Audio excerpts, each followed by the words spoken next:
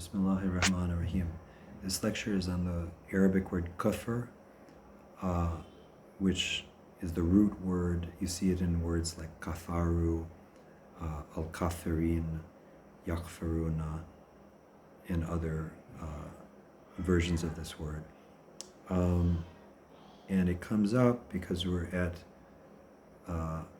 verse 6 of Baqarah, which says, Inna aladina kafaru sawaun alayhim andhartuhum wa lam tunzirhum la yu'minun. Indeed, those who kafaru, I'll talk about what kafaru means, it is the same for them whether you warn them or if not you warn them,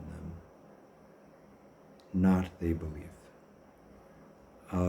So rather than talk about the bulk of that verse, and then the succeeding verses, I'm going to start in this lecture just by talking about the word kufr, because it's such an important word.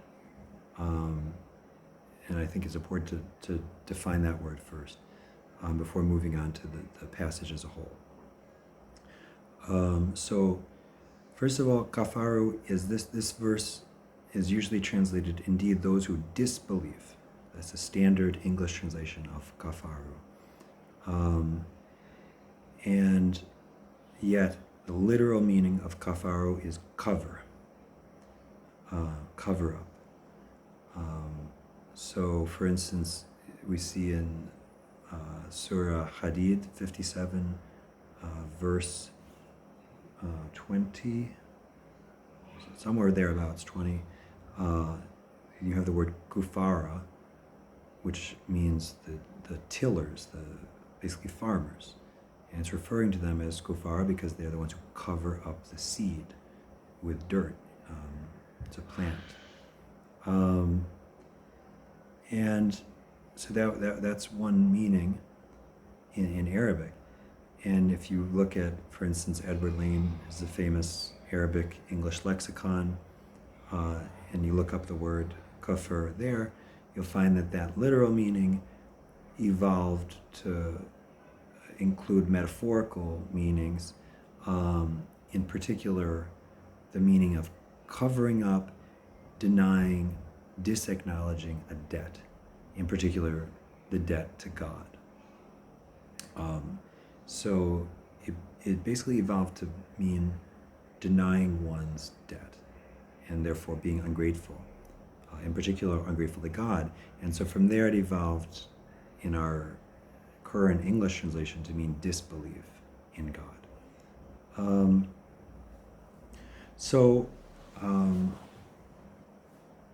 There's a number of reasons why I think it's important to preserve the literal meaning cover up, rather than take on this metaphorical kind of abstract term disbelieve. And I won't go into all those reasons here. One initial reason is to disbelieve sounds too much like a passive thing. It's just that it's an omission, that you don't believe. And it also sounds like you're describing a class of people who are almost without even willing to be. They're just people who aren't believers. Their parents weren't believers. Their parents weren't Muslims or Jews or Christians or whatever. And so they're not. And so that's distracting us from what the real meaning is, which is it's an active refusal to look at the truth, look for the truth, believe in the truth when it comes to you. It's not just that you just don't do something. It's what you do. And that is very clear in the Quran, because in verse after verse it tells us that the punishment for kufr is hell. Okay, obviously God is just. God is not going to send people to hell merely for not doing something. It has to be a crime. It's an unforgivable crime. In fact, We have a verse, I think it's 48 of Nisa, of Surah 4, that says, God will forgive other crimes, but he won't forgive shirk. Well, I realize it doesn't say he won't forgive kufr there, but as we see when I look at this other passage, shirk and kufr are very closely tied. So we're going to look at a passage where it says they commit shirk, meaning associating others with God, in order to commit kufr, in order to yakfur, cover up what we have given them. But there are other verses too where it just says, like, the punishment for the kafirin is hell. Or they are the kafirin, for them is the punishment. So again and again we're told hell is specifically designed to punish those who commit kufr. So this is not merely a sin of omission. It's not just you didn't believe. It's that you committed this great crime of covering up the truth, covering up your debt to God. And we're going to look at a verse from the end of Ankabut 29 that really emphasizes just how severe this crime is.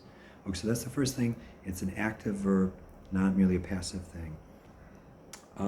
Second thing is this connection with ingratitude. We saw how it came to mean not just covering up generally, but specifically covering up a debt. And we see this in, interestingly, where Pharaoh is speaking to Musa or Moses in Surah 26. It's around verse 19, Surah Shu'ara, I think. And he accuses Musa of being among the kafirin, by which, of course, he does not mean disbelievers. Could not possibly mean that, right? He means, there are different opinions of this, but I think what he means is that he's an ungrateful one, because he's reminding him, I raised you, you were raised amongst our people, and I think he was actually raised in the household of Pharaoh. I could be wrong about that, but, and then you committed this crime. And now you're coming to us saying, release the children of Israel and follow this other God. So he's accusing him of being a kafirin because he was ungrateful. He's forgetting and denying his debt to the Egyptians and to Pharaoh in particular. So what's interesting there is that this word, yes, it means generally covering up, because you could the object could be all kinds of things, covering up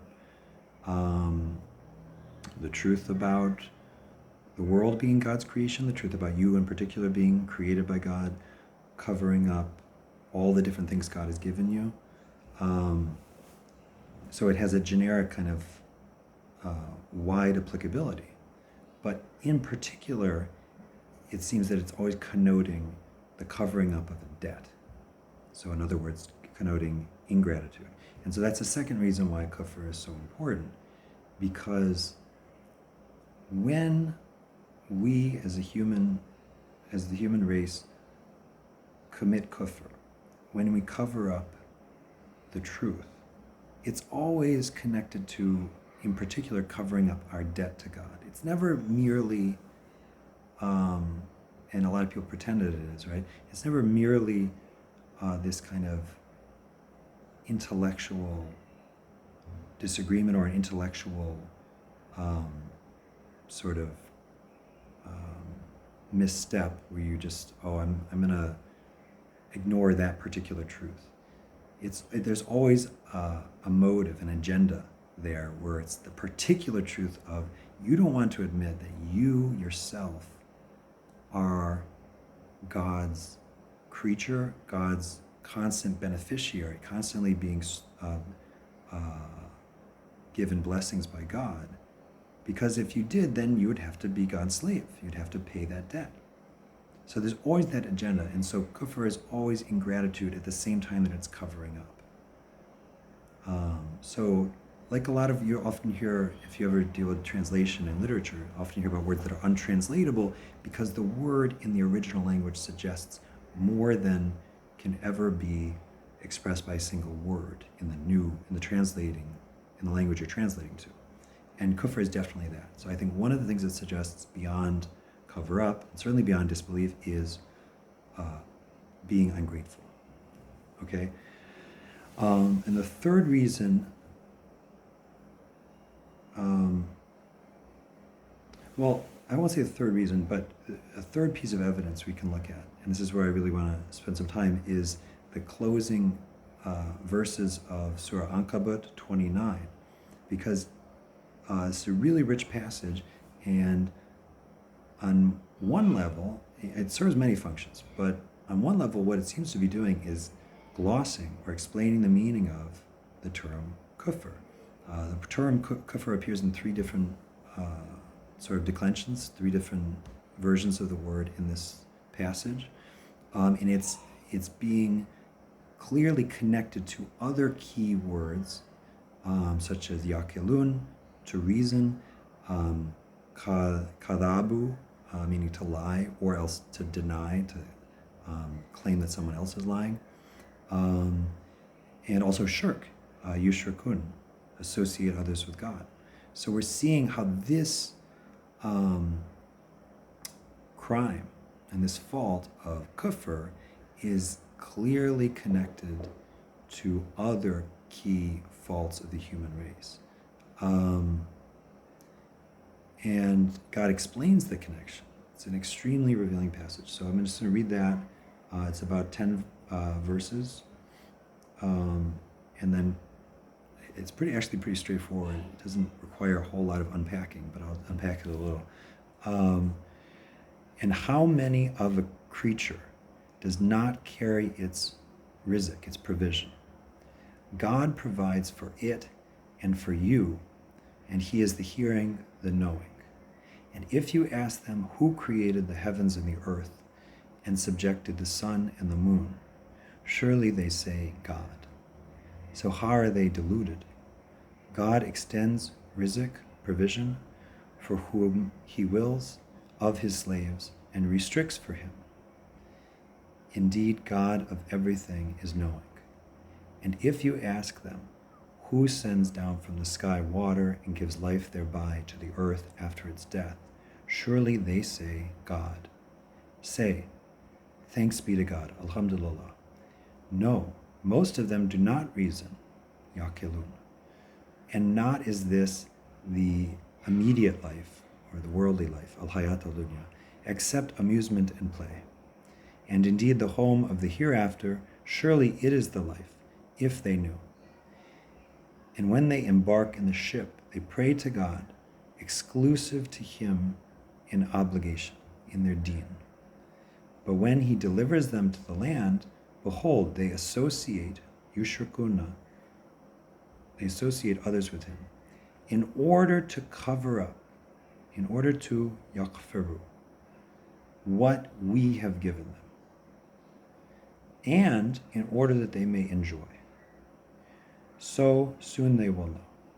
Do not they see that we have made a secure sanctuary while are being taken away the people around them? So do they in falsehood believe, while God's favor they cover up or are ungrateful for, yakfaruna. And who is more unjust, the one who invents against God a lie or denies the truth when it has come to him? Is there not in hell an abode for the ones who cover or are ungrateful, al-kafirin? And those who strive in us, or in God's name, surely we guide them in our ways. And indeed God is surely with the musinin, we say good doers, or the doers of God's will. All right, so those are the last 10 verses of Surah Ankabut.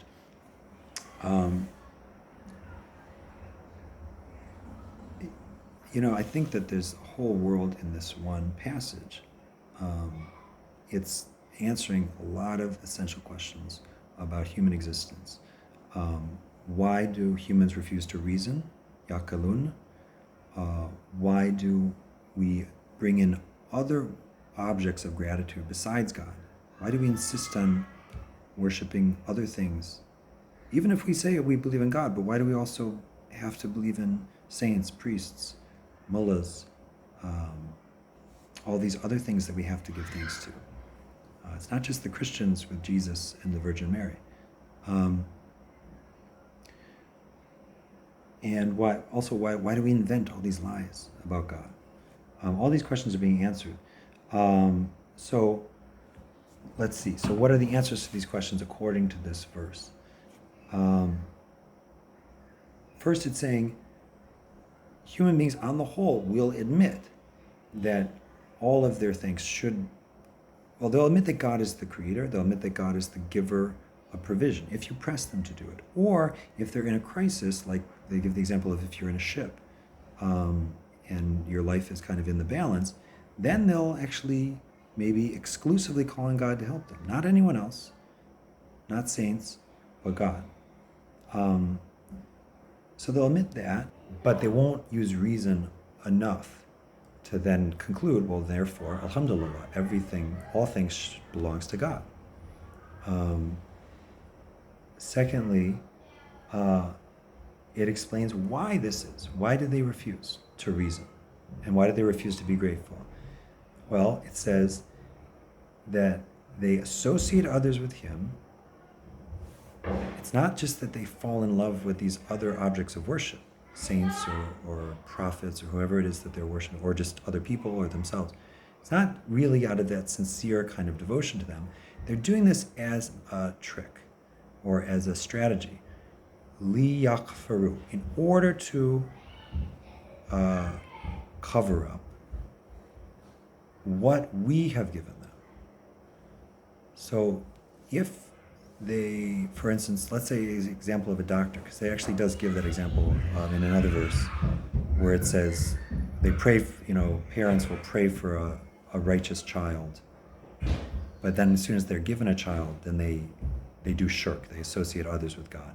It doesn't say who, but we can easily infer that it could be, like, for instance, doctors, that we give the credit to doctors for the health of our children. This verse is saying it's not because they really believe in those doctors. It's not because they really fall in love with them or really grateful to them. It's because they are trying to cover up what we have given them. Because if they really acknowledged that this child came from God, that means they owe the child to God. They have to devote the child's life to God. As the mother of Mary says in Surah Maryam, Inna nadartu laka, I dedicate to you, God, what is in my womb. That's the debt. If you admit that when you prayed to God for a swalihan, a righteous child, a good child, then the child belongs to God. Then you have to give it back to God, meaning you're supposed to try to prepare it to serve God. And that would mean, of course, serving God yourself by you can't prepare someone to serve God if you're not yourself trying to be a slave of God. And that's, of course, I think a large part of the meaning of Ibrahim being willing to sacrifice his son, is that he's willing to give his son back to God after receiving it, because that's the only fair. God is entitled to ask for the son back. Okay? In any case, so this surah is extremely revealing because it's saying people commit shirk, associate others with God, in order to commit kufr. So again, as I said earlier, kufr is a strategy, it's a deliberate crime against God. It's committed by people that know, by all of us who know that our debt is entirely to God. We owe constant, total thanks to God. We owe our lives to God. We owe everything to God. But we don't want to admit that because we don't want to do it. We don't want to serve God. Okay? Just like any other debt. Who amongst us, right now in America, the big contribution that the President, Joe Biden, has made, supposedly, to the American people is he's trying to forgive student debt. Nobody wants to pay a debt. I personally benefited from that effort of his, I guess. And it's really through God, but a lot of my student loans were forgiven. You don't want to pay debts. You do it because you have to, because there are consequences if you don't. God's telling us the consequence of not paying this debt to him is hell. Okay? But we don't actually want to pay the debt. So God is saying most people, certainly a significant number of people, they cover up their debt to God. They cover up what we have given them. Okay? So, this is going back to my first point, which is that God is trying in this one word, kufr, to name the essential fault and crime of human beings for which they are punished with hell. And can anyone even begin to think of a word that would have been more suitable than kufr here? If you really look at all of the, or at least some of the meanings of this word, as I've tried to do in this lecture, it's perfect for that role.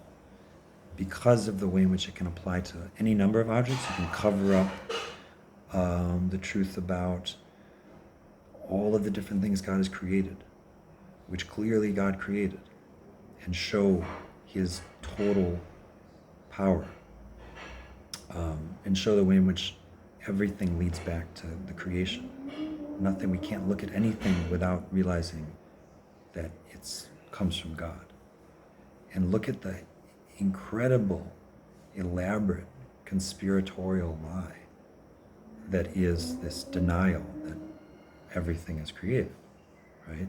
It's really astounding. But kufr can also, the object doesn't have to be that. It can be a more personal thing. I'm denying or covering up the truth about myself, my own faults, right? Or what I've failed to do to God. Or I'm denying personal ways in which God has blessed me, and so which mean that I owe him. Okay? So that's one thing. That's one way kufr is perfect. And then again, its connection to the word, to the meaning of ingratitude. So in these various ways, this word is perfect for conveying to us readers of the Quran what we have done wrong, what the human race has done to earn God's anger and earn this horrific thing that is called Jahannama, or hell. If you study this word, and if you study passages like this one, with God's will, he opens your mind, opens your heart to understanding the severity, the obscenity of human beings' behavior and our day-to-day failures to think about God, give thanks to God. Another thing that you'll find when you read more of the Quran is other creatures don't do this. Only jinns and only human beings disobey, deny God, commit kufr. Whether it's organic, plants, animals, or inorganic, mountains, wind, planets, God tells us they all yasjudu lillah, they all prostrate to God. Not literally like bow down, but in some way acknowledge him as their creator, their master. Only humans not only refuse to do that and refuse to give thanks, but will refuse to even acknowledge that he is their master, or refuse to remember. They might say it, sure, yeah, who is the one who provides rizq, provides for us? God. But then do they reason out that therefore I should give thanks all the time, find a way to pay the debt? No. So only human beings do this. We're an aberrant species, right? So then it's, like I'm saying, you study this, think about this, God can open your heart to why there is hell, why we're in so much trouble, why the name for the opposite of kafirin is not like the good people, not, sometimes God says the believers, mu'mineen, but I think the key word really is the muttaqin. Remember that this surah begins by saying this book is hudan lil muttaqin, it's guidance for, and what does that mean? The defenders, the ones who defend themselves. The key thing is try to separate out from this human race, because this is the danger that we're all in, is of this horrible crime. So you shouldn't even be thinking really about, I don't even think we should start by thinking, let's go and do good. First thing is just save yourself, protect yourself, because all likelihood is that you're gonna commit kufr just like everyone else. That's human nature. It's not just one isolated thing that some people do.